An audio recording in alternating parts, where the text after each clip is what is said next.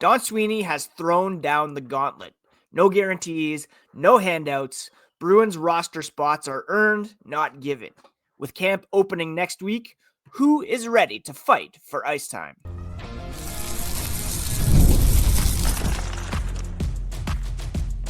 You're Locked On Bruins, your daily podcast on the Boston Bruins. Part of the Locked On Podcast Network, your team every day.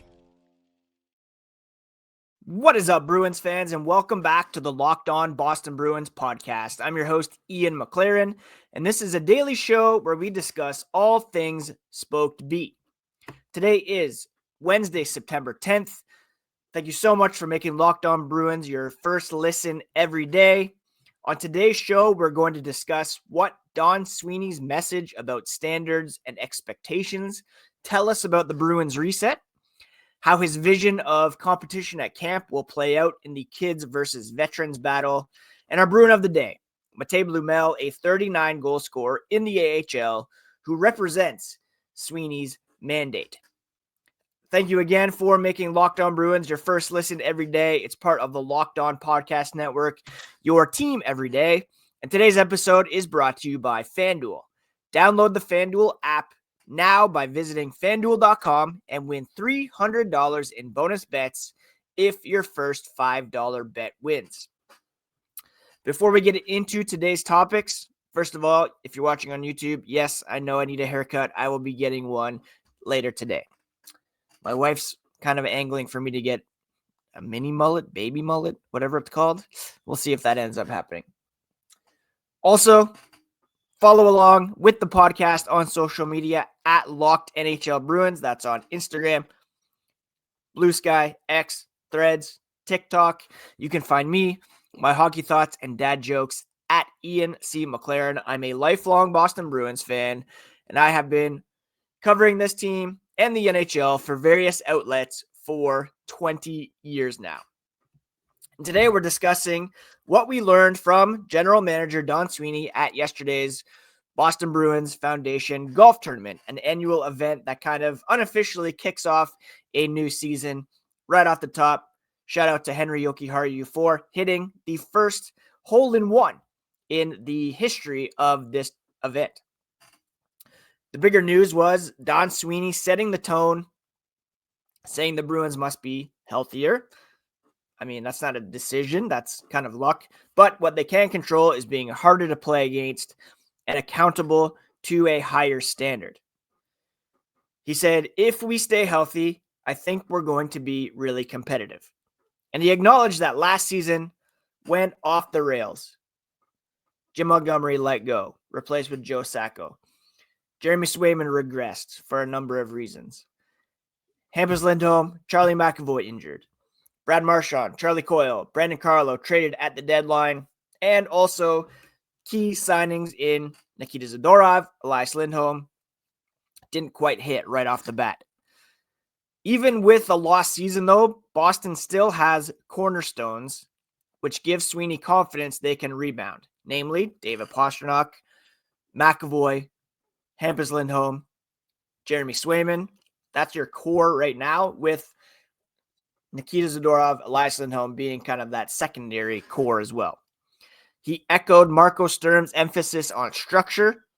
A standard has to be set in terms of how competitive the Bruins are going to be in the structure they want to play with. He also noted that younger players will be asked to surprise them by taking spots. But as we saw on July 1, the team is now insulated with veterans to avoid another total collapse. He also focused on defensive reset and special teams. Everydayers will remember this was a topic yesterday, special teams. Sweeney acknowledged last season's failures, just abysmal in terms of goals for, goals against, penalty kill, power play. His optimism is coming from, again, McAvoy, Lindholm being healthy. If you take those two guys or top two defensemen off any team around the NHL, chances are you're going to struggle a bit. And that's what happened last season. Injuries are always a risk. It's something you can always point to for not meeting expectations. It's not an excuse per se. It's just a reality. If some of your best players are injured, the team's going to struggle. You don't always, some teams are better or have more reinforcements than others, but the Bruins didn't last season and they suffered for it. So McAvoy, Lindholm being healthy, that's obviously going to be a boost. Marco Sturm's going to be called upon to reinforce defensive zone and neutral zone play. And Steve Spott hired to run the power play, an area that he has proven to be quite proficient at in his seasons with the Dallas Stars. He spoke specifically about Jeremy Swayman being in a much better place, as he spoke about the other day when he said Jeremy Swayman is a completely different human being. Jeremy Swayman is ready to live up to being a 1A goalie on this team, one of the higher paid players on the team, one of the higher paid goalies in the NHL. And Sweeney's pointing to that as one of the markers for team improvement, right?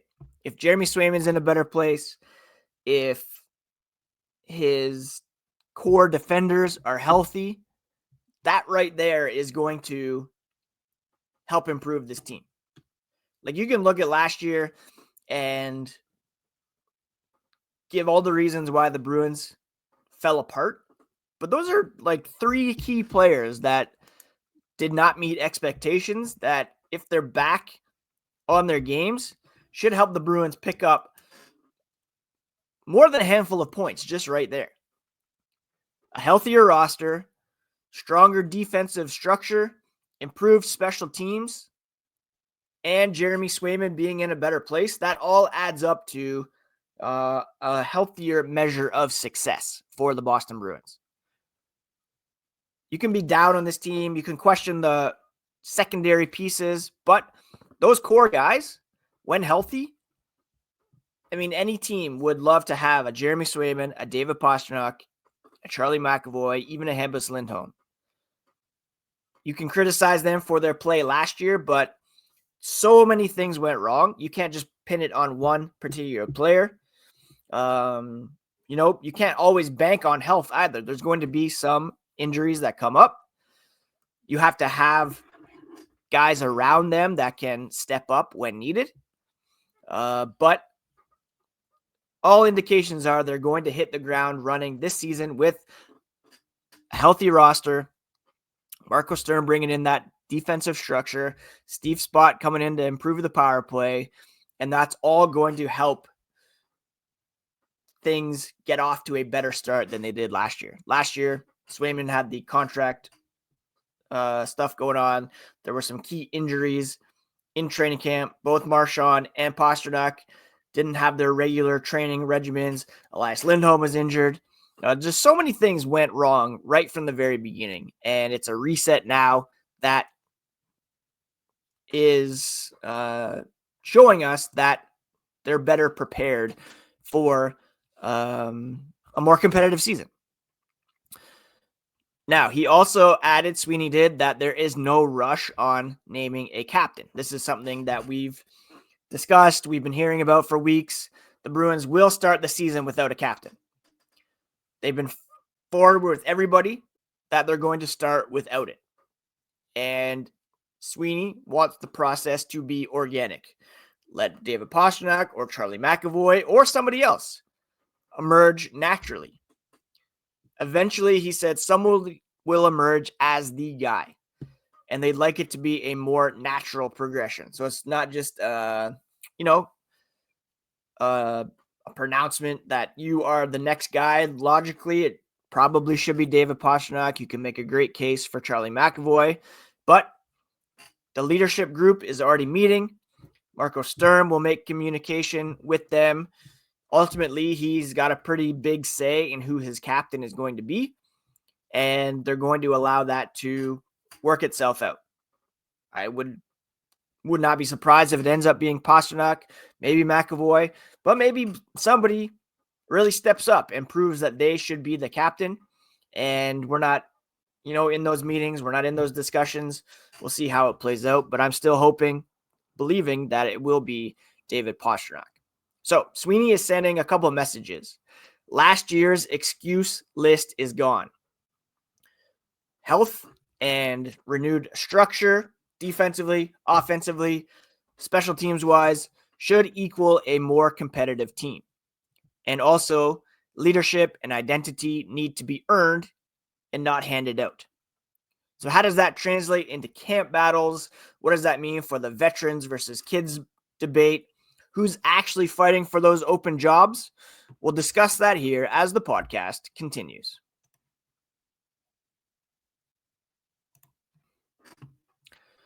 Honestly, most people can't name all their financial accounts or even what they're worth, whether it's 401ks, properties, investments. And when you don't have the full picture, you can end up leaving money on the table. And that's why there's Monarch Money. It's an all-in-one personal finance tool that brings your entire financial life together in one clean, easy-to-use interface on your laptop or even on your phone. Monarch is built for people with busy lives. If you've put off organizing your finances, Monarch's for you. They do the heavy lifting for you. You can link all your accounts in minutes, see clear data visuals, get smart categorization of your spending, and finally feel in control of your money without ever touching a spreadsheet. Do not let this financial opportunity slip through the cracks. Use code LOCKEDONNHL at monarchmoney.com in your browser for half off your first year. That's 50% off your first year at monarchmoney.com with code LOCKEDONNHL.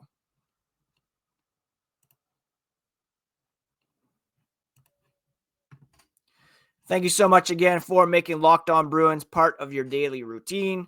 Please do hit that subscribe button on your favorite podcast app and on YouTube if you have not already done so. All right, so training camp is going to be wide open, and Don Sweeney wants kids and vets battling for every job. And there's even the possibility of PTOs to increase pressure. The Bruins have not been adverse to inviting players to training camp on a professional tryout. We saw it last year with Tyler Johnson, year before, Danton Heinen.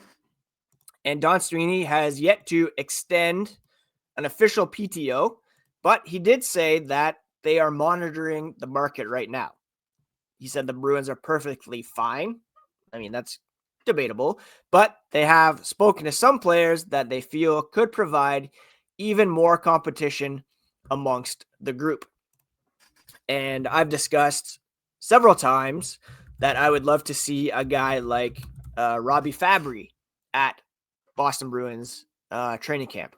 He's a guy with tremendous offensive upside who has had some definite injury issues over the course of his career. He was selected before David Pastrnak in that draft year. And he's a guy who, if healthy, on a very low-end contract, could indeed provide some offensive pop or come into camp and work hard to impress another team in order to earn a contract elsewhere at the very least. He's still fairly young, only 29. He's probably the guy that I'd be looking at. You also have, Jack Roslovich, who somehow doesn't have a team to play for yet. You have, who else? I mean, that's pretty much it. Jimmy Vesey, Craig Smith, Kevin LeBanc, I think, is going to Devils training camp on a PTO. So Robbie Fabry, to me, is a guy that should get a look. Former Guelph Storm player, Matt Poitras connection there. Even though the roster is mostly set, they're open to adding veteran tryouts to make jobs harder to win. Or if some guy really pops, like Fabry comes in, lights out in exhibition, sign him to a 1-year cheap deal so that he can try to get his career back on track health-wise. There are very few spots that are just going to be taken, Don Sweeney said. Obviously, you have David Pastrnak, Morgan Geekie, a bunch of guys who are expected to be regulars in the lineup. Pavel Zacha, Casey Middlestat, Victor Arvidsson. But there's going to be a competition for ice time and for roster spots, and he said that was by design.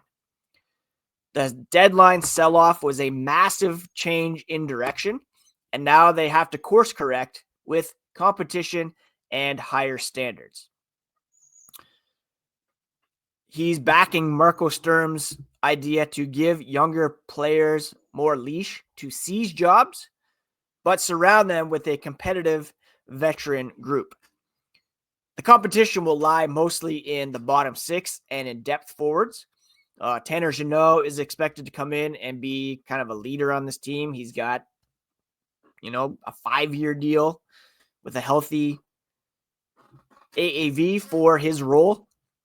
He's expected to kind of come in, lock down a third line role, be physical, leader, maybe also chip in offensively. He does have a 20-goal season on his resume. Michael Eyssimont is another grinder in the mix. Sean Kuraly. Also, Matej Blümel, who signed after 39 AHL goals, could really shake things up. He's actually today's Bruin of the day. We'll talk more about him coming up. The young guns to watch, of course, Fraser Minten, who's seen as a potential middle six center. He was yesterday's Bruin of the day. He's going to play at the Prospects Challenge this weekend. Should be lights out there.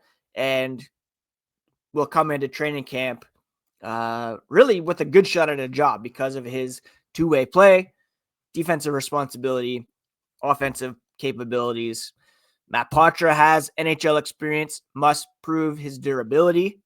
And Fabian Lysell, it's a make or break year for him to prove that he belongs, perhaps even a make or break camp. They're fairly settled on defense with Lindholm, Zadorov, Lohrei on the left side. There could be some room for additions on the right side where they're pretty thin. You have, of course, Charlie McAvoy. And then after that, it's kind of slim pickings. Henry Jokiharju, the hole-in-one getter from yesterday. Victor Soderstrom will compete for some playing time there. Andrew Peak. They could perhaps look to add there as well on a PTO or internal competition. Giving Soderstrom an opportunity perhaps, or Jordan Harris an opportunity to grab a spot. Sweeney's summer was all about grit versus skill, and Jeannot, Eyssimont, even Sean Kuraly to an extent represent sandpaper. Poitras, Lysell, Blumel represent more speed, skill. Fraser Minten's kind of the best of both that they have right now.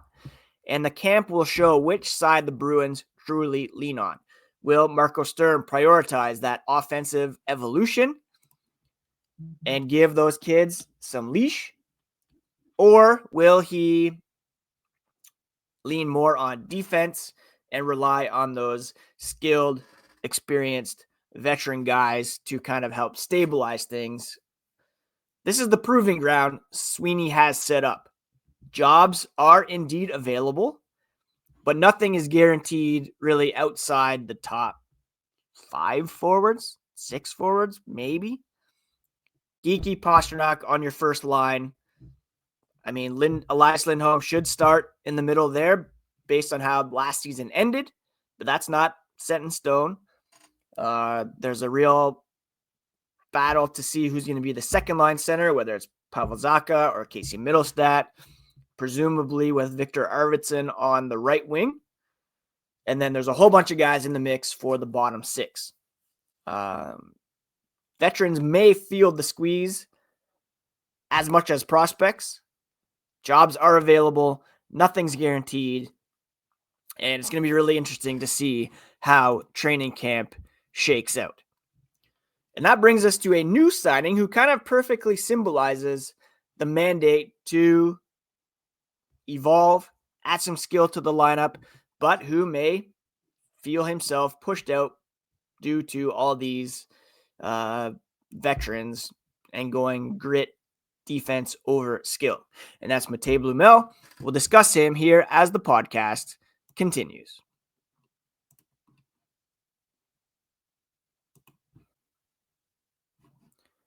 The NFL season is here, and FanDuel is making sure you're ready for kickoff with a can't-miss offer. Right now, new customers can bet just $5, and if that bet wins, you'll get $300 in bonus bets to use across the app. People love using FanDuel because it fits however you like to bet. Player props, building a same-game parlay, jumping in live as the action unfolds, and it makes every game more exciting, whether you're watching your team or just keeping an eye on your fantasy lineup. It's quick, it's easy, and the best way to add a little more energy to your Sundays, as well as Thursday evenings and Monday nights. So are you ready to play? Download the FanDuel app now by visiting FanDuel.com to get started. That's FanDuel.com. Place your first $5 bet, and if it hits, you'll get $300 in bonus bets to use across the FanDuel app.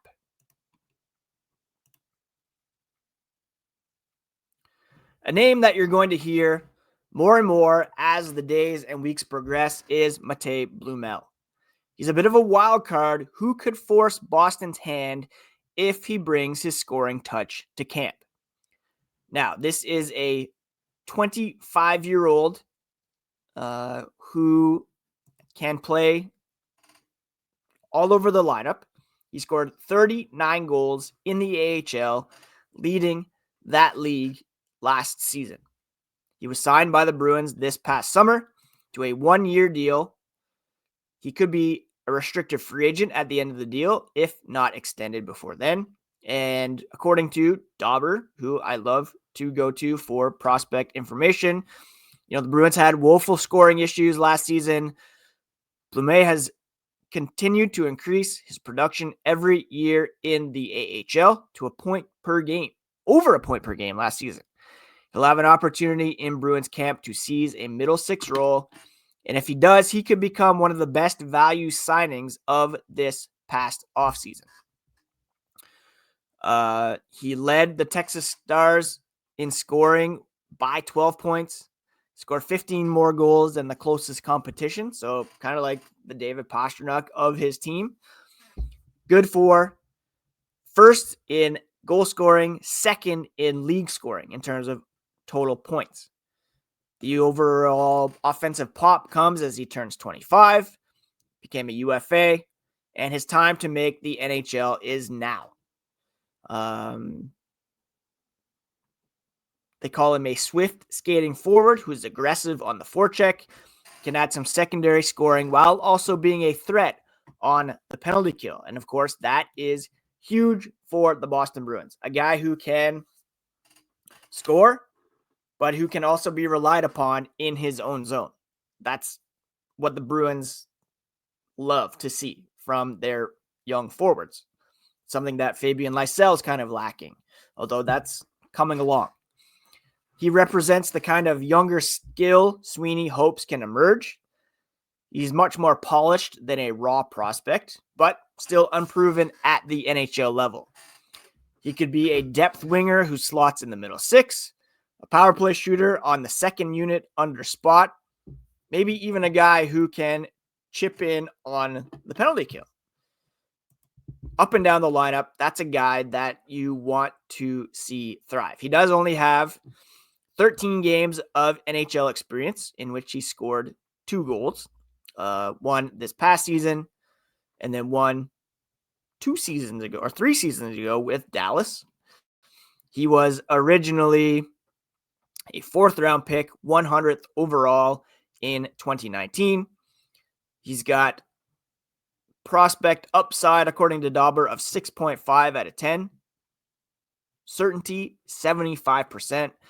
And a lot of people are high on him as a potential breakout candidate and as a guy who could certainly make some noise here for the Boston Bruins, a team that is definitely hungry for goals. Limited NHL experience, but he does have great success at the AHL level. And while he will have to battle in Bruins training camp, if he wins a job, it validates Sweeney's promise of open competition. If he doesn't, it may show the team still defaults to safer veteran options. So he's a key guy to watch. More so than Lysell, I think. I think Minton, Blümel, those are guys that I think can certainly earn spots. And don't forget, when it comes to waivers, Blümel, Alex Steves are both guys who are waiver eligible, meaning if they don't crack the lineup out of training camp, they have to go through waivers in order to be assigned to the Providence Bruins. Whereas Lysell, Patra, Minton are all guys who are waiver exempt and can be sent down without having to go through that process. So that certainly changes things a little bit. Even if Lysell and Minton, Patra appear ready to crack the NHL and make an impact for the Boston Bruins, they may, in terms of asset management, choose instead to send them to Providence so as not to risk losing Blümel, Steves for nothing on the waiver wire. And the same goes in net with Michael DiPietro. Maybe they want to keep 3 goalies and therefore have to send a forward down where they might not want to. Corrali, Jeannot, all these guys would have to go on waivers in order to be sent down. Not as big of a risk, obviously. If you lose them, that's nobody's taking Tanner Jeannot, maybe Corrali or Esimont, but they have 2-year deals with the Boston Bruins, so you'd be taking them on. Chances of them being scooped, pretty low. Steves, Blümel, Steves ranked second in AHL goal scoring last season, so he's a candidate, certainly, to be scooped. That's why you could see the veterans held on to and those waiver exempt guys being sent down. Blümel winning a job just by earning it, but also because of his contract status. Now, Blümel embodies Sweeney's challenge. Prove you belong. If he delivers, he's the kind of hidden gem who could tilt Boston's forward depth in the right direction and give us some confidence in knowing that they are indeed looking to evolve offensively, add some scoring to the lineup instead of just relying on, not to be disrespectful here, but some boring veteran options who will help the Bruins win a lot of 2-1 games or come out on the losing end of those just because of a lack of scoring. All right, that's today's episode of Locked On Boston Bruins. My friends, thank you so much for joining me. We're part of the Locked On Podcast Network, your team every day. Please do check out the Locked On NHL podcast next, bringing you the daily league-wide stories that matter most with local coverage you love from Locked On. Find Locked On NHL on YouTube or wherever you listen to podcasts, same as Locked On Boston Bruins. Please do subscribe if you have not already. Each new episode will be automatically added to your feeds for you to download, listen, and enjoy. Please do hit that like button on YouTube, rate and review if possible, comment on YouTube and on social media. All that engagement is very much appreciated. Follow Ian C. McLaren, Locked NHL Bruins, and please do take care of yourselves, take care of each other. We'll be back tomorrow with a fresh episode of Locked On Boston Bruins, bringing you all the latest on the black and gold. It's all part of the Locked On Podcast Network, your team every single day.